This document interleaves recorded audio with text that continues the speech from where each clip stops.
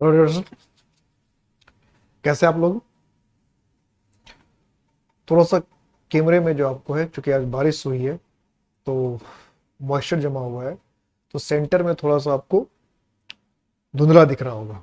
ठीक है, और मैं इंतजार करूंगा तो काफ़ी वो, तो थोड़ा सा क्लास लेट हो जाता, तो इसलिए मैंने क्लास शुरू कर दिया है। तो सेंटर में थोड़ा सा क्या धुंधला आ रहा होगा, सेंटर में सिर्फ। और वो क्लास चलते चलते 2 से 3 मिनट के आगे वो धुंधलापन खत्म हो जाएगा। ठीक है, इसलिए हम लोग क्लास को रोक नहीं रहे, क्लास को हम लोग स्टार्ट कर रहे हैं। अभी तक हम लोग 11 एंटोनिम्स के सेट को डिस्कस कर चुके हैं और आज हम लोग 12th सेट को डिस्कस करेंगे। और एंटोनिम्स के सीरीज में ये आपका लास्ट सेट है। और जो सेंटर में कोई वर्ड्स नहीं दिखेगा तो उसको मैं इधर उधर मूव करके आपको दिखा दूंगा, क्योंकि 1 से 1.5 मिनट 2 मिनट लगेंगे, हार्डली 3 मिनट में सारे के सारे वो जो सब कुछ पूरा का पूरा स्क्रीन आपको साफ साफ दिखाई देगा। तो ये लास्ट क्लास है एंटोनिम्स का। 11th क्लास हम लोग डिस्कस कर चुके हैं, ये लास्ट क्लास हम लोग डिस्कस करने जा रहे हैं एंटोनिम्स के लिए। उम्मीद है कि आपने, और मैंने आपको ये पहले इंस्ट्रक्शन में दे रखा है कि हर एक वर्ड पर ध्यान दीजिएगा, हर एक वर्ड पर आपको ध्यान रखना है, हर एक वर्ड को आपको पकड़ कर रखना है। जितने ऑप्शंस में वर्ड दिए गए हैं उसका भी मीनिंग को क्लियर करके रखना है, हर एक ऑप्शंस के मीनिंग के वर्ड्स को भी ध्यान देना है। बार बार मैंने ये कहा है। चलिए, आज लास्ट क्लास है एंटोनिम्स का। जरूरत पड़ेगी तो हम लोग आवश्यकता पड़ने पर और भी क्लासेस अपलोड कर सकते हैं, लेकिन ये अभी फिलहाल जो है आखिरी क्लास। ठीक है, ओके, शुरू करते हैं। पहला वर्ड है आपके पास रिवील। फर्स्ट वर्ड है रिवील। इसका जो ऑप्शन दे रखा है, एक है डिस्क्लोज, एक ऑप्शन आपको दिख रहा है हाइड, एक आपको कवर हल्का सा दिख रहा होगा, और वेल। तो इसको मैं थोड़ा सा इधर घुमा देता हूं तो और दिखेगा आपको। ऑप्शन दिख रहा है अब कवर और वेल, यानी दो ऑप्शन हमारे पास हो गए। एक तो हो गया इधर डिस्क्लोज, हाइड, और क्या है कवर और वेल, है ना। तो अब आपको देखना है कि डिस्क्लोज, कवर, हाइड और वेल, इसमें रिवील का एंटोनिम्स क्या होगा। रिवील का एंटोनिम्स क्या होगा। इससे दिख रहा है आपको, डिस्क्लोज भी दिख रहा है, हाइड भी दिख रहा है, कवर भी दिख रहा है और वेल भी दिख रहा है। अगर थोड़े से हम ध्यान दें तो दिख रहा है, ऐसे कर देते तो और दिखेगा साफ साफ, सारे ऑप्शन दिख रहे हैं ना। प्लस इसको और ऊपर कर दिया तो सारे ऑप्शंस दिख रहे हैं। अब देखिए 2 मिनट में वैसे भी साफ साफ दिखाई देगा। तो रिवील, आप बताइए आपका ऑप्शन क्या है, आपके हिसाब से ऑप्शन क्या है, पहले आप देख लीजिए। तो रिवील का मतलब होता है जाहिर करना, तो डिस्क्लोज का मतलब भी जाहिर करना है, तो सिनोनिम्स ही हो गया। कवर किसी को ढक देना, वेल किसी पर पर्दा डालना। ठीक है, किसी पे पर्दा, यानी कवर और वेल तो बिल्कुल सिनोनिम्स हो गया, किसी को पर्दा डालना। इसका मतलब अगर हम एंटोनिम्स में जाएंगे तो हमारे पास ऑप्शन होना चाहिए हाइड। क्या ऑप्शन होना चाहिए? हाइड होना चाहिए। हाइड ऑप्शन सही है इसका। क्या ऑप्शन सही है? हाइड। यानी रिवील का अगर हम एंटोनिम्स की बात करेंगे तो हमारे पास एंटोनिम्स होना चाहिए हाइड। दिख रहा है सारे सारे वर्ड। रिवील का जो हमारा आंसर होना चाहिए वो क्या होना चाहिए? हाइड। क्या होना चाहिए? हाइड। अब नेक्स्ट वर्ड है फैटिग्ड। नेक्स्ट वर्ड क्या है? फैटिग्ड। फैटिग्ड का मतलब क्या होता है, जरा उसे देखिए। फैटिग्ड, क्लियर हो गया? एक ही क्वेश्चन करते करते देखिए हमारा सारा फॉक क्लियर हो गया। इसलिए मैं इसको ज्यादा टाइम, मुझे पता था 1-2 मिनट में क्लियर हो जाएगा। एक ही क्वेश्चन किया, अभी एक क्वेश्चन पूरा भी नहीं हुआ, क्लियर हो गया। फैटिग्ड, फैटिग्ड का मतलब एक्चुअली होता थका हुआ। तो इसके हिसाब से हम देखेंगे तो वीकेंड, कमजोर किया हुआ, टायर्ड, थका हुआ, तो सिनोनिम्स हो गया। एनर्जाइज्ड, जिसके पास काफी ताकत दी गया हो, तो इसके हिसाब से हम देखें तो हमारा ऑप्शन क्या हो जाएगा? एनर्जाइज्ड। क्या हो जाएगा? क्योंकि हमें ढूंढना था एंटोनिम्स, इसलिए क्या हो जाएगा? एनर्जाइज्ड। नेक्स्ट वर्ड, अब सारे दिख रहे हैं ऑप्शन, अब आपको सारे ऑप्शन ठीक ठीक दिख रहे हैं। Autonomy, slavery, subjection, dependence, submissiveness. Autonomous body आपने कई बार सुना है, बार बार सुना है, लोग ऑटोनॉमस बॉडी बोलते रहते हैं, ऑटोनॉमस बॉडी, ऑटोनॉमस बॉडी। तो ऑटोनॉमी, स्लेवरी, डिपेंडेंस, सब्जेक्शन, सबमिशिवनेस। तो ऑटोनॉमी का मतलब होता है स्वाधीनता, अपने आप पर जो निर्भर करता है उसको कहते हैं ऑटोनॉमस। तो इसके हिसाब से अगर हम देखें तो इसमें हो जाना चाहिए ऑप्शन डिपेंडेंस, किसी पर निर्भरता, वैसे इसके सारे जो मीनिंग है सबमिशन, स्लेवरी सब इसके एंटोनिम्स में चल सकते हैं, लेकिन ऑटोनॉमी का मतलब जो किसी पर निर्भर ना करता, उसको कहते हैं ऑटोनोमस, जो किसी पर निर्भर ना करता हो। तो उसके हिसाब से हम देखें तो डिपेंडेंस, जो किसी पर निर्भर करता, इसलिए डिपेंडेंस करके। नेक्स्ट ऑप्शन हमारा क्या, फ्लेक्सिबल। फ्लेक्सिबल का मतलब क्या, जो आसानी से हिलडुल सकता है, मुड़ सकता है, इसके शेप को परिवर्तित कर सकते हैं। तो इसके हिसाब से हमारा ऑप्शन क्या होना चाहिए, रिजिड, कठोर, क्रूएल, निर्दयी, हम्बल, विनम्र, पोलाइट और इजी, आसान। तो इसके हिसाब से अगर हम ऑप्शन देखें तो क्या हो जाएगा, रिजिड, क्योंकि रिजिड का मतलब होगा जिसको हम आसानी से परिवर्तित नहीं कर सकते। रिजिड का मतलब क्या है, जिसको हम आसानी से परिवर्तित नहीं कर सकते, उसे हम कहते हैं रिजिड। तो रिजिड, ठीक है। सख्त या कठोर भी कह सकते हैं। सप्रेस, सप्रेस स्टीयर अप, घुमाना, राउज उकसाना भड़काना, इंसाइट उकसाना भड़काना, अर्ज किसी चीज के प्रति जिज्ञासा होना। तो सप्रेस का मतलब होता है किसी चीज को दबाना या कुचलना। सप्रेस का जो मीनिंग है वो क्या है, किसी चीज को दबाना या कुचलना, सप्रेस। तो इसके हिसाब से जो हमारा मीनिंग होगा सप्रेस का क्या होगा, उकसाना या भड़काना किसी को। तो अब उकसाना भड़काना के इंसाइट भी है, राउज भी है। तो सप्रेस चूंकि दबाना कुचलना होता है, इंसाइट होता है बुरे काम के लिए, बुरे काम के लिए उकसाना, इसलिए हमारे पर राउज होना चाहिए। राउज हुआ भावनाओं को भड़काना, सप्रेस हुआ भावनाओं को कुचलना, और राउज हुआ भावनाओं को उकसाना या भड़काना। इसके हिसाब से हमारा ऑप्शन क्या होना चाहिए, बी। लूजन, ये तो आसान सा ऑप्शन है, लूजन, फास्टन, एक्सेलरेट, डिले और पेस्ट। एक्सेलरेट का मतलब क्या होता है, किसी चीज की गति को बढ़ाना। लूजन का मतलब होता है किसी चीज को ढीला करना। डिले का मतलब होता है देर करना। तो इसके हिसाब से हम चले तो क्या होना चाहिए, फास्टन। फास्टन का मतलब क्या है, तेज करना, गति बढ़ाना। नेक्स्ट, रिबेलियन, फॉरगिवनेस हो गया, माफी। रिट्रीब्यूशन मतलब होता है किसी को छोड़ना, माफ करना, वैसा ही सेंस होता है। सबमिशन, झुकाव या किसी चीज की तरफ झुकना,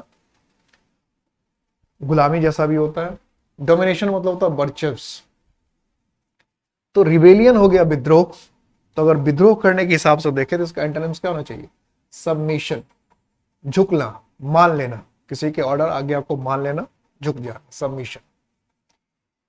इडियोसिंक्रेसी, क्या वर्ड है, इडियोसिंक्रेसी।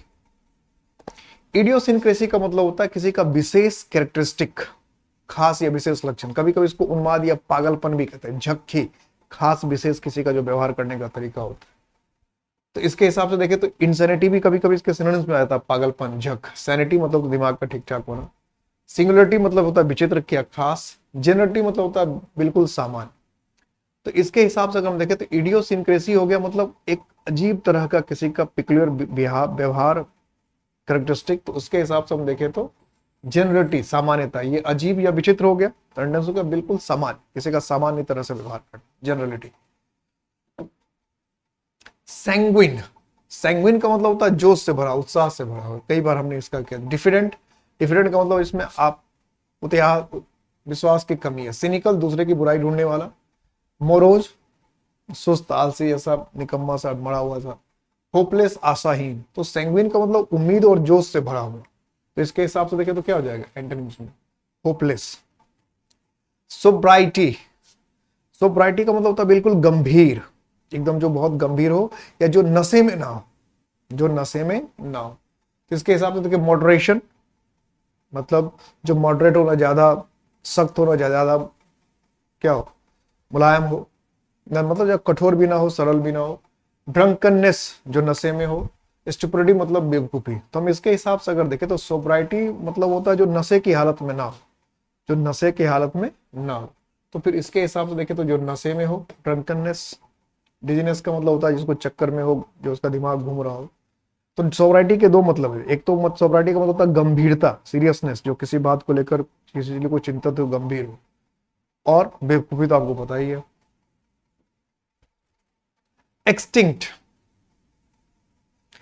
एक्सटिंक्ट ये कई बार ये वर्ड यूज होता है। तो रिसेंट का मतलब हो गया हाल फिलहाल का, जो अभी अभी का, उसको रिसेंट कहते हैं। डिस्टिंक्ट जो अलग हो, डिफरेंट हो। अलाइव जो सजीव हो। एंसेंट जो प्राचीन हो।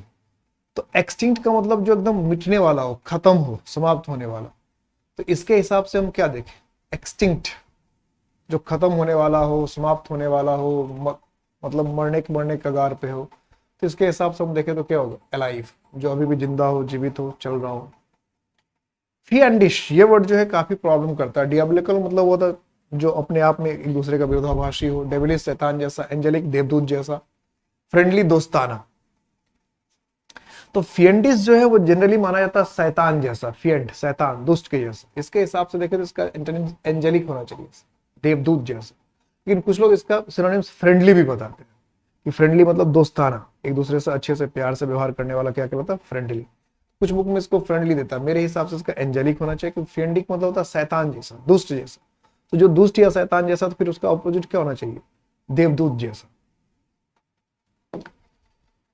सब्सिक्वेंट, इवेंचुअल लास्ट में, अंत में, सक्सीडिंग बाद वाला, प्रायर पहले वाला, कॉम्परेटिव तुलनात्मक।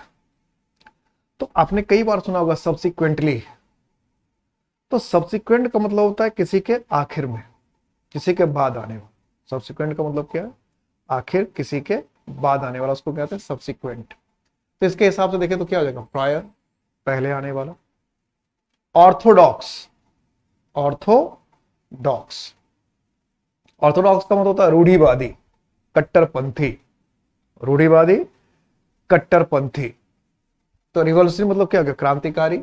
हेरेटिकल मतलब ये भी थोड़ा सा होता है जो परंपराओं वगैरह से तो जुड़ा हुआ। एनार्किस्ट, अराजकता पैदा करने वाला। जेनरस, बड़ा उदार। तो ऑर्थोडॉक्स अगर होता है परंपरावादी, प्राचीनवाद, तो क्रांतिकारी, जो हमेशा नई नई चीजें चाहता है, उसको क्या कहते हैं, रिवॉल्यूशनरी। तो ऑप्शन क्या हो जाएगा, ये ऑर्थोडॉक्स हो गया क्रांतिकारी, जो पुरानी। ऑर्थोडॉक्स हो गया परंपरावादी, जिसको परंपराओं में ज्यादा यकीन है, जो परंपराओं को ज्यादा मानता है। रूढ़िवादी, तो उसका ऑपोजिट क्या होना, रिवॉल्यूशनरी, क्रांतिकारी। स्टेशनरी, स्टैंडिंग, खड़े रहने वाला, मूविंग, चलता हुआ। स्पीडी, तेज, फास्ट, तेज। तो स्टेशनरी, ये वर्ड तो बहुत आसान है। स्टेशनरी बिल्कुल स्थिर रहने वाला, रुका रहने वाला। तो इसके हिसाब से क्या हो जाएगा, मूविंग, चलता रहने वाला, जो चल रहा हो, मूव कर रहा हो। फिक्सस, फिक्सस का मतलब है काल्पनिक। फिक्सस का मतलब क्या है, काल्पनिक। रियल क्या हो गया, वास्तविक। एम्बिशस, महत्वाकांक्षी। अनबिलीवेबल, जिसमें हम यकीन नहीं कर सकते, भरोसा नहीं कर सकते। इमेजनरी, काल्पनिक, इमेजनरी, काल्पनिक। तो फिक्सस, फिक्सस मतलब क्या है, काल्पनिक। तो इसका मतलब ये तो सिनोनिम्स ही हो गया, तो फिर इसका क्या हो जाएगा, ए रियल, वास्तविक, यही तो होगा, रियल या, क्योंकि फिक्सस हो गया काल्पनिक, जिसको हम सिर्फ कल्पना कर दिया, हमारा फिक्शन है, तो वास्तविक हो गया। एक्विटेड, ये वर्ड हम लोग पहले भी कर करके। जेल्ड मतलब इसको जेल भेजना आपने दिया। एक्सऑनरेटेड, बाइज्जत, बरी कर देना, बाइज्जत, बरी कर देना। कन्विक्टेड, जिसको आपने क्या किया, आरोप लगाया। एक्यूज्ड, एक्यूज का मतलब भी है जिसको आपने आरोप लगाया। तो एक्विटेड का मतलब हो गया बाइज्जत, बरी करना। तो एक्सऑनरेटेड का मतलब भी हो गया बाइज्जत, बरी करने, तो सिनोनिम्स ही हो गया। तो जिस पर आरोप लगाना, इसके हिसाब से हम देखें, आरोप लगाना, जिस पर सजा हो गया, तय हो गया। एक्यूज हो गया, जिस पर आरोप लगा, जिस पर आरोप लगा। और कन्विक्टेड का मतलब जिसको सजा आपने दे दिया, तो इसके हिसाब से हो गया कन्विक्टेड। अपोजिट ढूंढना था ना, एक्विटेड का मतलब बाइज्जत, बरी, और कन्विक्टेड का मतलब जिसको सजा मिल चुकी है। और एक्यूज का मतलब होता है जिस पर सिर्फ आरोप लगा है, ये ध्यान रखना है। एक्सहॉस्टिव, एक्सहॉस्टिव के दो मतलब होते हैं, या तो बहुत व्यापक, बहुत फैला हुआ, बहुत विस्तृत, और दूसरा होता है थका हुआ। तो इंटरेस्टिंग, शॉर्ट, छोटा। इनकम्प्लीट, अधूरा। कंप्लीट, पूरा। तो एग्जॉस्टिव का मतलब अगर हम मीनिंग किसी चीज का सब कुछ जिसका निचोड़ लिया गया है, सब कुछ जिससे बाहर कर लिया गया, एकदम थका हारा सा, फीका सा, सुस्त सा, जिसका सब कुछ अंदर से निचोड़ लिया गया, तो एग्जॉस्टिव हो सकता है। तो उसके हिसाब से हम देखें तो क्या हो जाएगा, इंटरेस्टिंग, कि मजेदार। ठीक है। बैरन, ये वर्ड तो काफी क्या है, आसान सा है। बैरन का मतलब क्या, अनुपजाऊ, जहां से कुछ पैदा नहीं हो सकता। फ्रिजिड, बिल्कुल ठंडा। फर्टाइल, उपजाऊ। फैलो भी क्या है आपका, बैरन जैसा है। फेरस, जो लोहे से संबंधित होता है। तो बैरन हो गया अनुपजाऊ, जहां से कुछ पैदा नहीं कर सकते। ठीक है। बंजर जिसको कहते हैं, तो उसका ऑपोजिट क्या हो जाएगा, फर्टाइल, जहां से कुछ पैदा कर सकते, उपजाऊ। हॉस्टाइल, होस्ट, होस्ट होता है किसी चीज का मेहमानी करने वाला। प्राउड, गर्वीला। सिस्टमैटिक, जो सिस्टम के हिसाब से चल रहा हो। सिंपथेटिक, जिसमें सहानुभूति भरा हुआ। तो हॉस्टाइल का मतलब हो जाता है किसी चीज के खिलाफ। हॉस्टाइल का मतलब क्या है? किसी चीज के खिलाफ, किसी चीज के अगेंस्ट। तो इसके हिसाब से हम देखें तो होस्ट तो होना नहीं है। होस्ट तो क्या हो? किसी को बुलाने वाला। हॉस्टाइल होस्ट मैच के सिंपैथेटिक, जो किसी के लिए क्या हो? सहानुभूति से बड़ा हो, सिंपैथेटिक हो। माने हॉस्टाइल हो गया खिलाफ, विरुद्ध, तो अपोजिट क्या हो जाएगा? सिंपैथेटिक, किसी जो किसी के साथ सहानुभूति रखता। ठीक है, नेक्स्ट वर्ड की तरफ चले। पैरिल, क्या वर्ड है? पैरिल। फैटल, जानलेवा। मॉर्टल, मरणशील। अनसर्टेनिटी, अनिश्चितता। सेफ्टी, सुरक्षा। तो पैरिल का मतलब क्या है? खतरा। मॉर्टल हुआ मरणशील। अनसर्टेनिटी, अनिश्चितता। तो फैटल चूंकि खतरा है, जानलेवा है, खतरनाक है, तो फिर क्या होना चाहिए इसका अपोजिट? सेफ्टी, सुरक्षा। लिबरेशन, नेक्स्ट वर्ड क्या है? लिबरेशन। लिबरेशन, लिबरेशन का मतलब क्या? मुक्ति, आजादी। तो इसके हिसाब से देखते मूवमेंट, चाल, बॉन्डेज, गुलामी, सर्विस, सेवा, अनरेस्ट, विद्रोह। तो लिबरेशन हो गया मुक्ति, आजादी। तो इसके हिसाब से अगर हम चले तो क्या होगा? B, bondage. बॉन्डेज का मतलब क्या हो गया? गुलामी। बॉन्डेज, गुलामी। क्रूएल, इसमें आज वर्ड्स ज्यादा जल्दी जल्दी इसलिए हो जा रहा है कि देख रहे हैं कि मैंने सबको पहले से क्या किया, क्योंकि थोड़ा सा मॉइस्चर आया हुआ था कैमरे में, तो मैंने सारे वर्ड को क्या किया था? पहले से ही जूम कर दिया था। तो इसलिए अब जूम करने का, हर वर्ड में जो हम लोग पहले जूम करते थे हर क्लास में, तो जो 10-15 सेकंड हर क्वेश्चन पे एक्स्ट्रा लग जाता था, वो आपको क्या है? बच रहा है हर क्वेश्चन पे 10 सेकंड। इसलिए ये आज की क्लास थोड़ा जल्दी खत्म हो जाएगी, है ना, कि जूम करने का टाइम हमारा क्या है? बच जा रहा है। सीधा क्वेश्चन आने तो पहले जूम करना पड़ता था, 10-7-8 सेकंड तो मिनिमम लग जाता था। क्रूअल, तो क्रूअल ये तो आसान सा वर्ड है ना, ये आसान सा वर्ड है क्रूअल। क्रूअल का मतलब क्या होता है? दुष्ट। तो रिच, अमीर, पुअर, गरीब, विक्ट, दुष्ट। तो अपोजिट क्या होगा? काइंड, क्योंकि विक्ट का मतलब तो दुष्ट ही होता है, तो अपोजिट ढूंढना था तो काइंड हो जाएगा। पेसिमिस्ट, ये वर्ड भी बहुत ही इंपॉर्टेंट है, तो कई बार हम लोग पहले भी बना चुके हैं, आपको पहले से भी पता होगा। थिस्ट, थिस्ट होता है आस्तिक, जिसको ईश्वर में भरोसा हो। वोकलिस्ट, जो फ्लूट वगैरह बजाता है वो। बिलीवर, भगवान में जिसको यकीन हो। ऑप्टिमिस्ट, आशावादी। तो पेसिमिस्ट का होता है निराशावादी। थिस्ट का मतलब होता है जिसको भगवान में यकीन हो। तो निराशावादी का अपोजिट क्या होगा? पेसिमिस्ट होगा निराशावादी, तो आशावादी। और आशावादी का क्या होता है? ऑप्टिमिस्ट। तो क्या हो जाना है? Be, optimist. इंडोलेंट,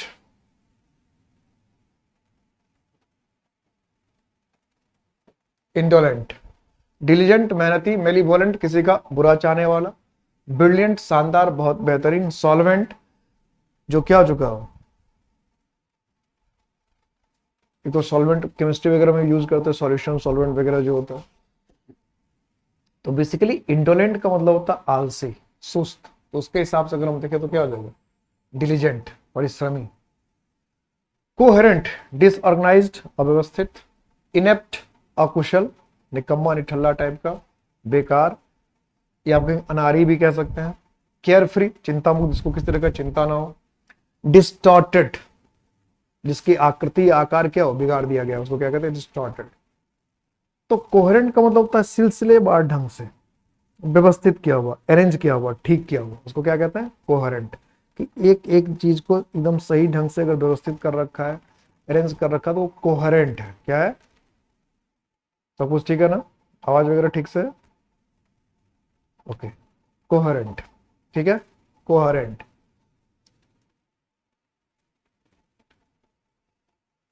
तो इसके हिसाब से अगर हम देखें तो इसका क्या होगा? डिसऑर्गेनाइज्ड, अव्यवस्थित, अस्त व्यस्त। जो कोहेरेंट हो गया सिलसिलेवार, ठीक ढंग से अरेंज किया हुआ। डिसऑर्गेनाइज्ड हो गया अव्यवस्थित, इधर उधर टूटा फूटा भटका हुआ, जो भी कहें। ब्रूटल, ह्यूमन का मतलब होता है दयालु। फियरलेस का मतलब, इसमें देखिए ई लगा है, जब सिर्फ ह्यूमन HUMAN लिखते हैं, ये HUMAN ह्यूमन, तो इसका मतलब होता है मानव। लेकिन जब इसमें ई लगा देते हैं तो उसका मीनिंग बदल जाता है। ह्यूमन का मतलब हो जाता है दयालु। ध्यान रखना, ये बहुत अजीब सा वर्ड है। क्रिमिनल, अपराधी, फियरलेस, लीडर और एडामंट। एडामंट वर्ड तो बहुत इंपॉर्टेंट है, इसको ऐसे भी सिनोनिम्स में और वन वर्ड ऑप्शन के लिए याद रखना चाहिए। एडामंट का होता है जिद्दी। क्या मीनिंग होता है? जिद्दी। एडामंट, एडामंट का मीनिंग क्या है? जिद्दी। जो एक बार जो अपने बात को तय कर ले तो अपनी बात से बदले नहीं। जिद पे अड़ कहते अड़ गया, जिद पे अड़ा हुआ है। तो हठी या जिद्दी को हम लोग कहते हैं एडामंट, है ना। तो ब्रूटल का मतलब था पाशविक, पशु से जहाँ। तो इसके हिसाब से हम फिर देखें तो क्या यही ऑप्शन हो जाएगा, ह्यूमन, दयालु। बारबेरस, इंप्रूव्ड, सुधारा हुआ, सिविलाइज्ड, सभ्य। कॉर्डियल, प्यारा दुलार, इसके साथ अच्छे संबंध आपको। मॉडिफाइड, मतलब जो ठीक किया हुआ, दुरुस्त किया हुआ, करेक्ट किया हुआ हो। अब इसके हिसाब से अगर हम ऑप्शन देखें, इसके हिसाब से हम ऑप्शन देखें तो बारबेरस का जो बेसिक मतलब होता है, बारबेरस का मतलब होता है असभ्य, मतलब जो बहुत ज्यादा विकसित ना हुआ, जो विकसित नहीं हुआ, इसमें कल्चर डेवलप नहीं हुआ, उसको कहते हैं बारबेरस, जंगली, गवार या अविकसित। ठीक है, तो इसके हिसाब से देखें तो क्या हो जाएगा, सिविलाइज्ड। क्या हो जाएगा? सिविलाइज्ड, सभ्य। माइजरी, माइजरी क्या होता है? दुख या कष्ट, बड़ा आसान सा वर्ड है। ग्लैड, खुशी, प्लीजेंट, भी आनंददायक, एंजॉय, आनंद लेना, वर्ब। ब्लिस, परमानंद। तो माइजरी अगर दुख है, माइजरी, तो फिर इसका अपोजिट ब्लिस होगा, परमानंद। दुख का अपोजिट क्या होगा? परमानंद। तो ब्लिस होना चाहिए। तो ग्लैड का मतलब होता है खुश, माइजरी का मतलब होता है दुख, और ग्लैड का मतलब होता है खुशी, मतलब जो इंसान खुश हो। तो अलग अलग बात, दुखी का अपोजिट क्या हो सकता है? खुश हो सकता है। लेकिन या तो सिर्फ माइजरी का मतलब दुख है, दुख का, दुखी का अलग होता है और दुख का अलग होता है। दुखी अलग है, दुख अलग है ना। दुखी, मैं दुखी हूँ अलग है, मैं दुख हूं ऐसा तो नहीं कह सकता। दुख अलग चीज है, दुखी अलग। क्योंकि माइजरी का मतलब दुख होता है, इसलिए अपोजिट क्या होगा इसका? ब्लिस, परमानंद। यूनानिमिटी, एक मत, सर्वसहमति। एमिटी, आपसी सामंजस्य या अच्छा रिलेशन, प्यार दुलार। एनिमिटी, दुश्मनी। डिसएग्रीमेंट, असहमति। डिससेटिस्फेक्शन, असंतोष। तो यूनानिमिटी का मतलब क्या होता है? एक मतता, सर्व का एक, सबका एक मत हो, सर्व एक मत हो, तो उसको कहते हैं यूनानिमिटी। तो इसके हिसाब से हम देखें तो क्या हो जाएगा? डिसएग्रीमेंट, असहमति, सबके मत, सबके विचार अगर भाव अलग अलग हो तो उसको क्या कहते हैं? डिसएग्रीमेंट कहते हैं। एबंडेंस, एबंडेंस, तो एबंडेंस का मतलब होता है प्रचुर, भरपूर, बहुत अधिक, बहुत ज्यादा। तो टाइनी, छोटा। डेफिशिएंट, अभाव या कम। स्कार्सिटी, कमी। स्कैंटी का मतलब क्या है? थोड़े बहुत, अल्प मात्रा। इसके हिसाब से हम देखें तो एबंडेंस का अपोजिट क्या होगा? डिफिशिएंट। ठीक है, डेफिशिएंट। एबंडेंस का मतलब हो गया प्रचुर, प्रचुर। इसमें वैसे स्कार्सिटी भी क्या है? इससे ज्यादा बेहतर है स्कार्सिटी, क्योंकि ये एडजेक्टिव हो गया, ये नाउन है। तो वैसे मीनिंग ये, अगर डेफिशिएंसी होता तो क्या होता? यही होता। लेकिन ये एडजेक्टिव हो गया और ये नाउन है, एबंडेंस। तो इसके नाउन के हिसाब से देखो तो फिर क्या है? स्कार्सिटी नाउन है। स्कैंटी फिर एडजेक्टिव है। तो स्कैंटी, टाइनी और डेफिशिएंट ये तीनों एडजेक्टिव है, जबकि दिया हुआ वर्ड नाउन है, एबंडेंस प्रचुरता, इसलिए हम उसको स्कार्सिटी करते हैं, जो स्कार्सिटी नाउन है, इसलिए स्कार्सिटी करना चाहिए। ठीक है, तो ये एबंडेंट होता तो ये डेफिशिएंट होता।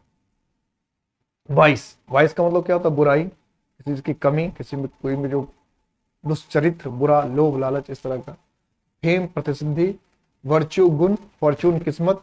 फॉर्चून का एक मतलब पैसा भी होता है, ये भी ध्यान रखिएगा। अब फेट मतलब किस्मत। तो वाइस का मतलब चूंकि बुराई होता है, लोभ, लालच होता है, इसलिए क्या हो जाएगा? वर्च्यू। ठीक है, नेक्स्ट। रिनोन्ड मतलब क्या होता है? देखिए, फेमस, प्रसिद्ध। ओन्ड, किसी चीज का अधिकारी होना। अनओन्ड, जिसका कोई मालिक ना हो। अननोन, अज्ञात। तो रिनोन्ड का मतलब हो गया जिसको सब जानते हो, जो फेमस हो। तो इसके हिसाब से क्या हो जाएगा? अननोन, जिसको कोई जानता ही ना हो, है ना। नेक्स्ट वर्ड है प्रोवोक। नेक्स्ट वर्ड क्या है? प्रोवोक। प्रोवोक का मतलब क्या होता है? उकसाना या भड़काना। प्रोवोक का मतलब क्या है? उकसाना या भड़काना। तो सूद, शांत करना, ठंडा करना। इनसाइट, उकसाना या भड़काना, तो सिनोनिम्स हो गया। इंटाइस, ललचाना, लुभाना, ये अलग मीनिंग होगा।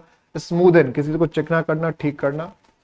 तो प्रोवोक का उल्टा क्या हो जाना? सूद, किसी को ठंडा करना, आरामदायक बनाना, चिकना बनाना। उकसाना, भड़काना या राहत पहुंचाना किसी को। सेक्रीफाइस मतलब त्याग। एसिमिलेट, इकट्ठा करना। एबंडन, त्यागना या छोड़ना। एक्वायर, प्राप्त करना। एब्जॉर्ब, किसी चीज में खो जाना। तो सेक्रीफाइस, ठीक है, सेक्रीफाइस का मतलब क्या है? त्याग करना। सेक्रीफाइस का मतलब त्याग करना। तो एसिमिलेट इकट्ठा करना, अबंडन छोड़ना, एब्जॉर्ब मतलब शोषण करना, एक्वायर हो जाएगा प्राप्त करना। सेक्रीफाइस है त्यागना है, छोड़ना, एक्वायर हो जाएगा प्राप्त करना। थोरोली, थोरोली का मतलब होता है पूरी तरह से, तो सुपरफिशियली सतही रूप से, फ्रीली मुक्त होकर, केयरफुली सावधानी से, केयरलेसली निर्दयता पूर्वक, दुष्टता पूर्वक। तो कि थोरोली का मतलब होता है पूरी तरह से, किसी चीज के गहराई में जाकर। अगर हम अपोजिट में जाए तो सुपरफिशियली मतलब क्या? सतही तौर पे, ऊपर ऊपर, हल्के में। सुपरफिशियली हो गया हल्के में, ऊपर ऊपर, और थोरोली का मतलब किसी चीज की एकदम गहराई में जाकर। ग्रेजुअल, धीरे धीरे। अनस्क्रपलस मतलब क्या होता है? स्क्रपलस का मतलब होता है बेईमान, अनस्क्रपलस का मतलब होता है जो एकदम ईमानदार हो, अच्छा हो। डायनामिक, गतिशील, रैपिड, तेज, तो ये दोनों सिनोनिम्स ही हो गए। इंथुसियास्टिक, उत्साह से भरा हुआ। तो ग्रेजुअल का मतलब होता है धीरे धीरे, तो क्या हो जाएगा? रैपिड, तेज। रिटेन, किसी चीज को बनाए रखना, अपने पास रखना, तो रिमेंबर, याद करना। रिलीज, छोड़ना। इंगेज, व्यवस्थित करना। अनफोल्ड, फहराना। तो रिटेन का मतलब होता है किसी चीज को अपने पास रखना, बनाए रखना। इसके हिसाब से क्या होगा? रिलीज मतलब किसी चीज को छोड़ देना, जाने देना। क्या हो जाएगा रिलीज का? किसी चीज को छोड़ देना या किसी चीज को जाने देना, छोड़ देना या फिर जाने देना। ठीक है, छोड़ देना या जाने देना। एनमिटी, ये वर्ड तो कई बार, बहुत आसान सा वर्ड है, मुश्किल नहीं। एनमिटी का मतलब क्या? दुश्मनी। तो पहला वर्ड राइवलरी, ये तो दुश्मनी ही है। एमिकेबिलिटी, अच्छा संबंध, दोस्ताना रिलेशन। एनिमोसिटी, दुश्मनी। तो ये तीनों तो सिनोनिम्स हो गए, एनमिटी, राइवलरी और एनिमोसिटी, ये सिनोनिम्स हो गए। प्रॉक्सिमिटी, नजदीक या करीबी, इसका कोई लेना देना ही नहीं है, इसका मतलब ये ऑप्शन हो गया। एमिकेबिलिटी, एमिकेबल का मतलब क्या होगा? प्यारा, दुलारा, अच्छे संबंध रखने वाला। डिलीजेंट, मेहनती, मेहनत करने वाला। इनकॉम्पिटेंट, अयोग्य। लेजी, आलसी। एक्स्ट्रावेगेंट, फिजूल खर्च। फ्रूगल मतलब कंजूस। तो क्या दे रखा है? डिलीजेंट। डिलीजेंट का मतलब मैंने क्या अभी भी थोड़ी देर पहले भी वर्ड आ रखा। तो डिलीजेंट का मतलब मेहनती, परिश्रमी। तो इसके हिसाब से हम देखें तो क्या हो जाएगा? लेजी, आलसी या सुस्त। हेजी, हेजी का मतलब क्या? धुंधला, अंधार, अंधकार में से वैसा। तो प्लेन का मतलब सीधा सीधा। लाइट, हल्का। क्लियर, स्पष्ट। डल, सुस्त या फीका कह सकते। तो हेजी का मतलब चूंकि अंधकार से घिरा हुआ, अंधकार में, या जो अस्पष्ट ना हो, जो साफ ना हो, उसको कहते हैं हेजी। धुंध जैसा, धुंधला है, इस तरह का। तो इसके अपोजिट में फिर क्या हो जाएगा? क्लियर। अगला वर्ड देख लीजिए आप, क्या है? थ्रिप्टी। क्लीन का मतलब क्या है? बिल्कुल साफ। लॉयल का मतलब होता है किसी के प्रति कर्तव्यनिष्ठ, वफादार, जिसको कहते हैं। रेवरेंट, रेवरेंट का मतलब होता है जिसको हम सम्मान देते हैं, सम्मान देने लायक, पूजनीय। वेस्टफुल, जो फिजूल खर्च करता रहता है उसको वेस्टफुल कहते हैं। तो थ्रिप्टी, तो थ्रिप्टी का मतलब होता है कंजूस।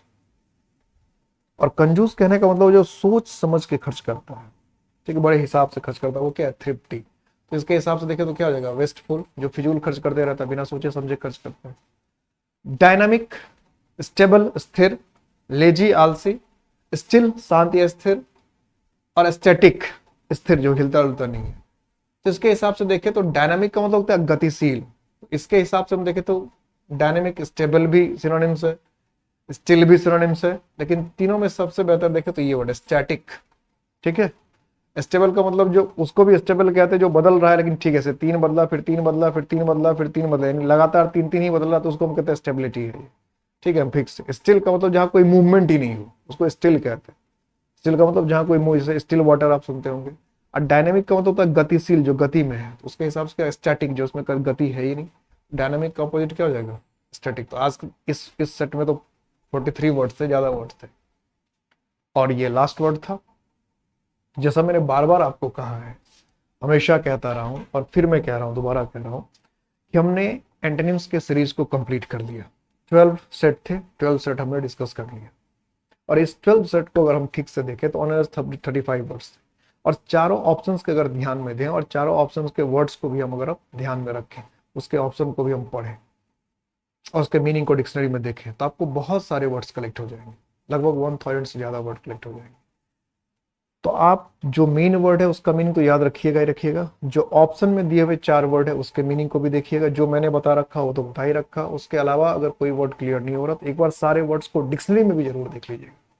उससे क्या है कि आपकी इंग्लिश और बेहतर हो जाएगी, और फ्यूचर में जब कहीं सिलेक्शन लेने के बाद कहीं हायर पोस्ट के लिए आप अप्लाई करेंगे तो उसमें भी काफी काम देगा। जब भी आपको किसी भी तरह की कोई प्रॉब्लम हो पढ़ाई लिखाई में तो आप इम्पैक्ट एकेडमी को कांटेक्ट करें। इम्पैक्ट एकेडमी हर कदम पर आपके साथ है, आपके हर तरह के प्रॉब्लम के सॉल्यूशन के लिए हम तैयार हैं। हर तरह के प्रॉब्लम के लिए, अगर एकेडमिक से रिलेटेड या जॉब से रिलेटेड अगर कोई भी प्रॉब्लम है उसके लिए हम हमेशा तैयार हैं, हर स्टाफ तैयार है। हम ये उम्मीद करते हैं कि आप सभी हमें वर्दी में नजर आएंगे, हमारी मेहनत को आप लोग साकार करेंगे, और आपके जो अपने सपने हैं उसे पूरा करने में हम आपकी मदद करेंगे। अपना साथ और सहयोग बनाए रखिएगा। अपने मैक्सिमम फ्रेंड को इम्पैक्ट एकेडमी के ऑनलाइन क्लासेस के विषय में बताइए। अगर आप सेटिस्फाइड हैं तो आप कम से कम 1 स्टूडेंट 5 स्टूडेंट को जरूर जोड़े ऑनलाइन क्लासेस से। और जो बच्चे फोन में देखना चाहते हैं क्लासेस या लैपटॉप पर देखना चाह रहे हैं क्लासेस, घर बैठे तैयारी करना चाह रहे हैं, उन सब के लिए इम्पैक्ट एकेडमी एक बेहतरीन प्लेटफॉर्म है। यह तो आप लोगों को भी समझ में आ ही गया होगा, हमने जो कहा वो करके दिखाया। अब आप लोग का सहयोग अपेक्षित है। हम आपसे और आपके लिए आपकी सफलता की कामना करते हैं। उम्मीद करते हैं कि आप माँ भारती की बहुत सेवा करेंगे, वर्दी पहनेंगे, और आपको वर्दी में देखने का हमारा ख्वाब पूरा होगा। और आपको वर्दी पहनाने की जिम्मेदारी हमारी है, इसलिए हमने जितने भी प्रयास करने होंगे हम करेंगे। अपना अपना ख्याल रखिएगा, पूरे जोश और उत्साह से तैयारी कीजिए, सफलता आपको जरूर मिलेगी। जय हिंद।